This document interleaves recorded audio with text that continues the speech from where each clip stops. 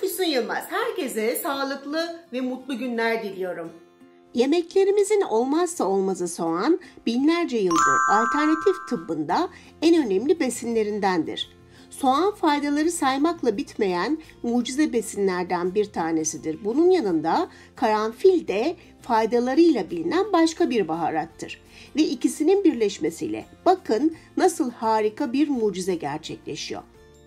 Bağışıklığı güçlendiren ve antibiyotik özelliği sayesinde hastalıklara karşı koruyucu kalkan görevi gören soğanı aynı zamanda evde burun tıkanıklığını ve öksürüğü yok etmek için kullanabileceğinizi biliyor muydunuz?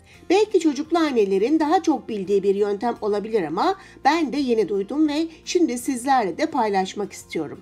Özellikle kış mevsiminde artan soğuk algınlığı, halsizlik, grip ve burun tıkanıklığı gibi rahatsızlıkları, özellikle gece tutan kuru öksürük krizlerini soğan ve karanfil ikilisiyle hem kendinize hem de çocuklarınıza uygulayarak kolayca ve hızlıca atlatabilirsiniz.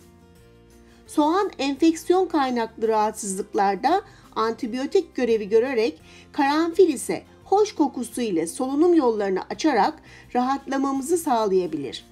İkisini birleştirerek harika bir doğal tedavi uygulamak da bize kalır. İşte yapımı da çok kolay. Bir soğanı ortadan ikiye bölüyoruz ve üzerine 5-10 tane karanfil batırıyoruz. Düz bir kabın içine koyup yatağımızın yanına bırakıyoruz ve bu şekilde uyuyoruz. Her gün yenileyerek taze bir şekilde rahatlayana kadar tekrar ediyoruz. Evet, kokusu hoş olmasa da iyileşmek ve özellikle gece rahat uyumak için oldukça etkili bir yöntem olduğu biliniyor. Evet, bugünlük de bu kadar. Başka bir Ya Bunları Biliyor Musunuz videosunda buluşuncaya kadar. Hoş kalın, hoşça kalın ve kanalıma abone olmayı unutmayın.